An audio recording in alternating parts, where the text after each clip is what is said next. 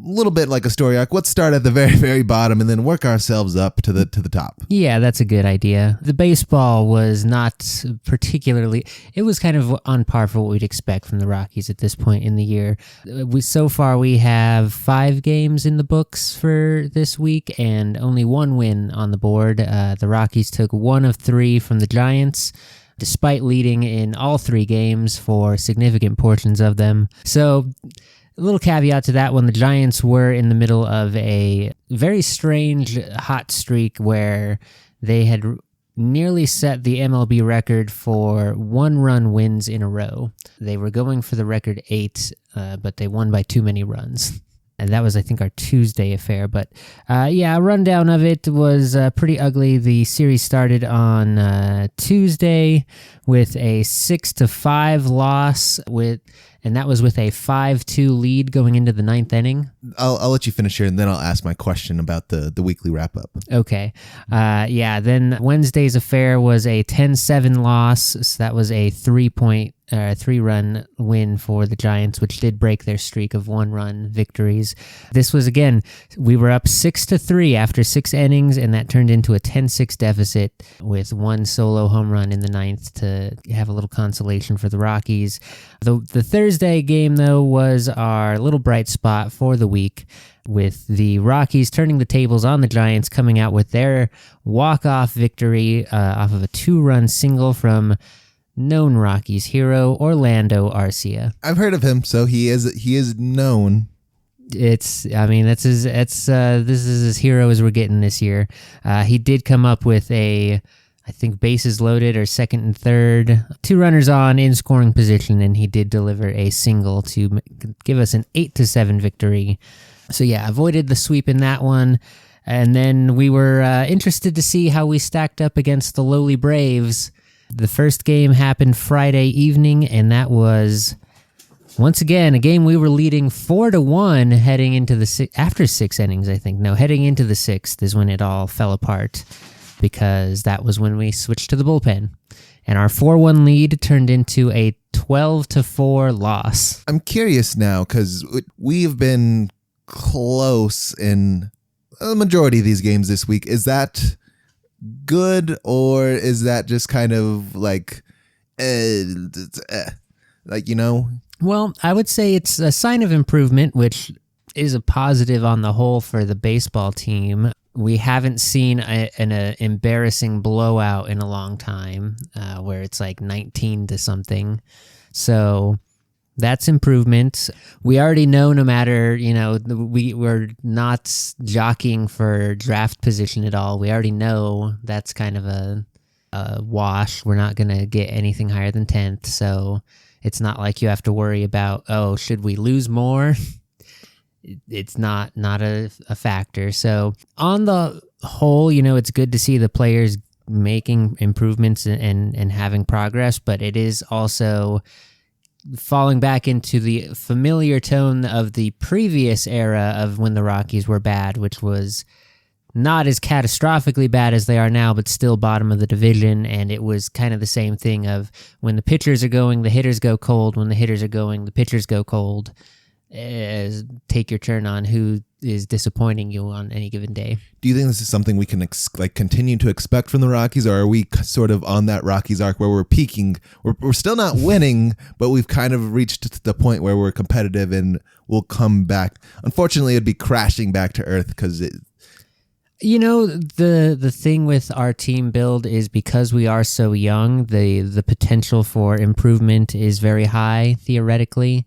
That being said, there is also the trade deadline coming up in about a month and a half. So if this is not a thing that we have generally done in the past to maximize value off of existing assets, but it is theoretically possible that this year they do something and the good players are off in different uniforms for the second half of the year. Do you feel like the management change has anything to do with sort of, I'm going to use the word loosely, but the success that we've had this week? Yes, there's been a definite sort of change in usage and philosophy. The starters have been given much longer leashes.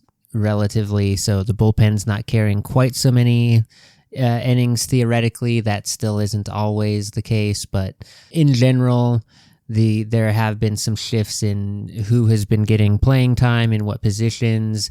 We did see a big wave of roster moves that happened not too long after, like, Schaefer got his 2 or 3 series into his tenure. So there's definitely doing some different X's and O's strategy decisions that I think are at least making it a more competitive product, if not a winning one yet. Do you feel like, not to his own fault, of course, but almost a little bit as well, Bud Black was just kind of not the right manager for this team? Like, the dude that we have now is very young, and he understands that our team is also very young, and we're just gonna have to take the losses for development purpose. I think for sure there's a little bit of a generational update in the switch over that we're seeing this year, and the downside of that is the inexperience by and large. But Warren Schaefer's resume is essentially 100% with the Rockies organization, so he has at least seen kind of firsthand what the problem is on a pretty consistent basis. So I think it's good to have that perspective coming in, like knowing your team, like there are some weaknesses within your franchise that need addressing or like require different approaches.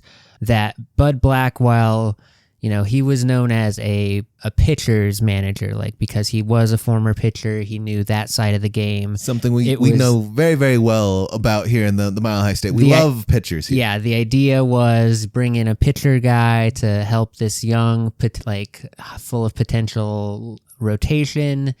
And 10 years in, it didn't, whatever it was not getting any better.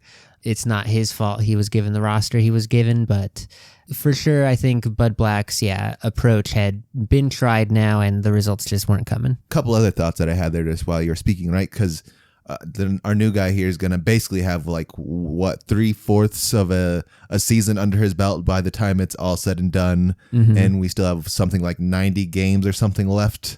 A lot of baseball left to be played. We're about 63 games in or so. So another 100 on the docket. Is it for him? Is it just his job now, or do you foresee the Rockies could really do anything, and we are bound to make a bad decision somewhere. That's just kind of how they work. But is this just like his job? Like overall, like from the beginning where we were laughably bad to now, it's kind of like we're not like the Rockies that we were a couple weeks or months ago. We are feels like a very much so a different team. There's definitely I think it's more or less his job now if he wants it. Like I think that would be the only, because it's not a opening that people are clamoring for around the league unless you haven't been a head coach manager spot before, or if you're maybe coming out of the minor leagues coaching system, then being the Rockies manager might be an upgrade, but that would be looking for new blood and people outside of the organization, which is historically something Dick Monfort only does as a last resort and only begrudgingly. So I think it's pretty safe to say there's no one else really hovering around potentially waiting to swipe the position of Rockies manager. He's there for as long as he kind of feels like he wants to be, because although it's a very rare thing to see managers step down voluntarily for whatever reason in baseball, I don't know why that is. There's only the 30 jobs in the world for this sport. Well, there's more now, but in the best of the best. Generally, after you've gotten that big league contract, though, you can kind of be okay going back down to the money. You're doing it for the love of coaching, right? Not the money? Well, there's the love of the money, but it's also there's levels to this thing. And oh, for sure. Managing even the Rockies, who are a major league team, is so drastically different than it is down in the minors, where Theoretically. But yes, I do understand the point of that is the top tier of the job, and you would like to stay in it. So, but I think we will be seeing the Warren Schaefer approach for quite a while. Whether or not we see any action around that trade deadline is almost certain to be nothing for. I'm predicting no moves whatsoever. We never really ever do. We almost never do, especially at the trade deadline. Our moves come either in the off season or like winter meetings, but like historically, we just don't play the trading deadline game. From a philosophical standpoint, and you've witnessed a lot of Rockies baseball in your time now with 165 games a year for 30 plus years. Philosophically, I think it's tough for the Rockies, I think, to ever be a true like pitching dominant organization for the most part. But for some reason, I don't know, you have to have good pitchers. Is there any value to sort of giving up on the pitching game and just sort of loading up on offense? Yeah. I mean, that was the original blueprint of the team back in the Blake Street Bombers days, which was also coincidentally the pre-Humidor days.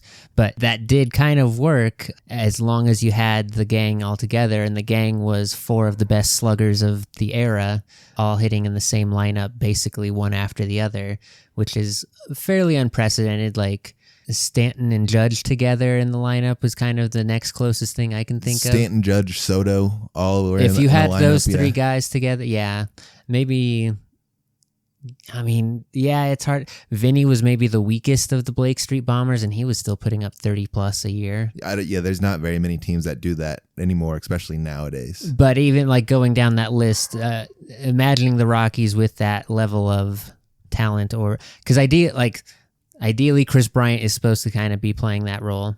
Didn't happen. Even back in the day, like a young Chris Bryant, he's not like a big hitter kind of guy. Like it feels like the Rockies are the only team in the Mile High State that doesn't take advantage of the altitude for the most part. If anything, the Rockies have to actively fight against it at like literally every level, from the structural standpoint of having to build to do the science to realize, we need to keep the balls hydrated, build the humidor, and we just have to do that now. Yeah, because that's always the Achilles. As much advantage as it gives to hitters on both teams, it's a thing that for pitchers who play on other teams, they have to come to Coors Field. If you're in the division, you have to come here like 8 times a year or something. If you're anywhere else in the league, you come maybe 2 times a year or something. And it's a bad weekend where you have to adjust to altitude sickness and like your pitches feel weird. But for the Rockies, that's half of your year going from sea level back to mile high and like adjusting to it. And it's a thing that you just can't. No one else has to deal with it. Arizona is the next highest in elevation, and even they're like 1,000-foot difference. So yeah, it's wild. I mean, I think there has to be a different approach than let's try and fight the most uphill battle in the world by getting good at pitching, especially when there are teams like the best pitching teams are at sea level almost generally always. Yeah, I don't know any pitcher who wants to come here and pitch for like. You have to. Kyle Freeland was the last one, and he might be the last one ever. Yeah, you have to want to like break science or something, like prove that you're better than like every scientific outlet there is out there. If anything, I think there might be something into developing becoming the home of the knuckleball. Because, hard pitching and move. Although even that is affected by altitude, your knuckleball becomes less movement and more susceptible to getting blown apart. Yeah, less knuckly, more ball. Maybe the trick is just let me do all the pitching. I throw at like half the speed of MLB pitchers. They'll never see it coming. Swings and misses every time. Or it'll be batting practice, which we kind of throw anyway. Yeah, no difference or improvement. That's what I'm offering at a very reasonable...